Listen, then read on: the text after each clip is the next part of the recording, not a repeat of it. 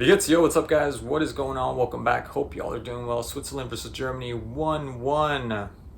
Volkrug, you ruined it. You ruined it for the Swiss. That party that they're going to have, uh, just last minute, 91st minute, and the Swiss would have well deserved it. They would have so well deserved it. They played their little hearts out. They played their hearts out. Absolutely did everything. Especially defensively, they played a really good game. I can't say enough about Schär, Rodriguez, Xhaka, Vargas when he came in the second half. Offensively as well, Doya and Bolo, I thought they had a really good game as well. I don't know who was covering Fulkrug. I mean, someone like Fulkrug, you can't give him an opportunity like that. And I saw Xhaka. Xhaka was kind of like gazing at him.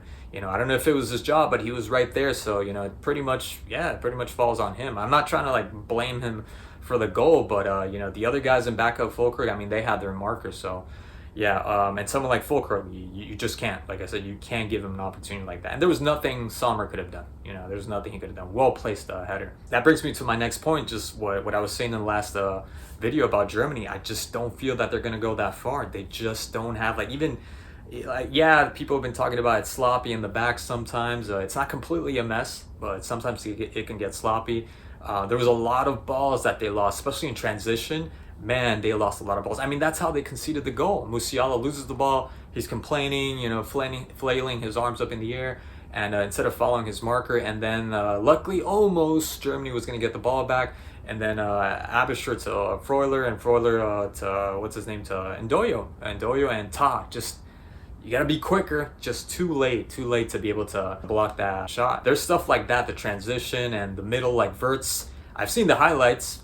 I put myself to watch to watch those highlights yesterday for him in Bayer Leverkusen, and yeah, amazing player. But I'm not seeing this here. I'm not in this whole tournament. I haven't really felt that same gravitas that he has when he's playing for Bayern. The only one that's king of 1v1s, or for Germany at least, Musiala. Musiala I thought had a decent enough game. I mean, he had the game that he's known to play. Like especially against 2-3 players. Sometimes it was Xhaka being the third player to defend against Musiala, and Xhaka did a really good job. He didn't do it all the time, but I noticed that Musiala had the ball and he was just on him like a rabid dog. And still, Musiala, the talent that this kid oozes, that he has at the tip of his fingers, he's still able to get past 2 players, but there's nobody else that does that. And who comes to mind? Like, they have someone like that on the German team, on the squad, Leroy Sané. Leroy Sané can do that, but he's got writer's block. He's got something going on. I don't want to bash the guy. Maybe some personal issues. Who knows? Or just that's all he can give you, right? Because he has the faculty. I mean, he has the strength. He has the speed. It's just with the ball, I don't know. And with the ball, sometimes you've seen him for Bayern Munich. He's able to do really good stuff when he has the ball. The finishing, sometimes it's questionable. In this German squad, it's not. And that's why he's on the bench. He's been given the chance multiple times, and he hasn't responded. Brings me to the next guy, Havertz. I mean, it's got to end. It's got to end. We got to stop. We got to stop this with Havertz.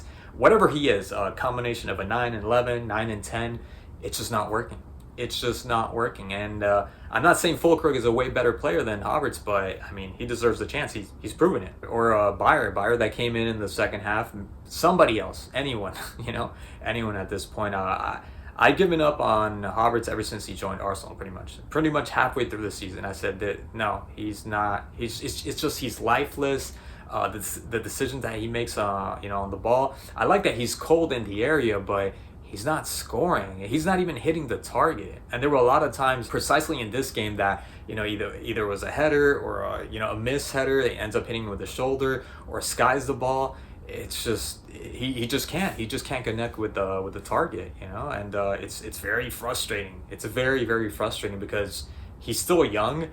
He's getting so many chances, and it really blows. It really blows that he's in this German squad as almost a sole player responsible for scoring, and he's not rising up to that. He's not rising up. He needs to be benched. In my opinion, he just needs to be benched. I think if they keep playing him, they're going to regret it, because I feel that because of him, the opportunities that he's going to have, that they'll create, Cruz, whether it's a Cruz, a Gundogan, Musiala, he's more than likely going to miss them. I mean, he's been showing you that game after game after game.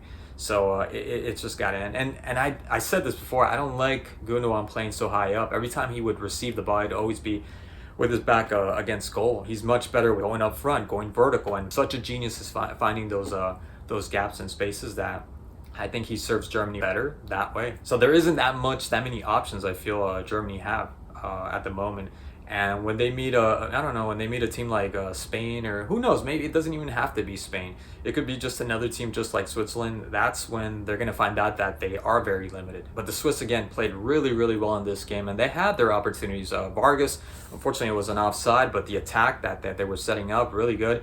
And then right after the goal, Ndoye, I've never seen Rudiger get beat on one-on-one. This is the first time, and he got outpaced and outmuscled, in fact. And that was a close shot. I think Neuer had it covered, but still, it was a really good effort from Ndoye. So yeah, never seen Rudiger have that happen to Rudiger, unless you have 2-3 players against him. One-on-one, Rudiger is most of the time he's going to come on top, no matter who it is. Very few players I think could take on Rudiger one-on-one. And then there was the goal that was taken away from Germany. That was it taken away? I mean, was it?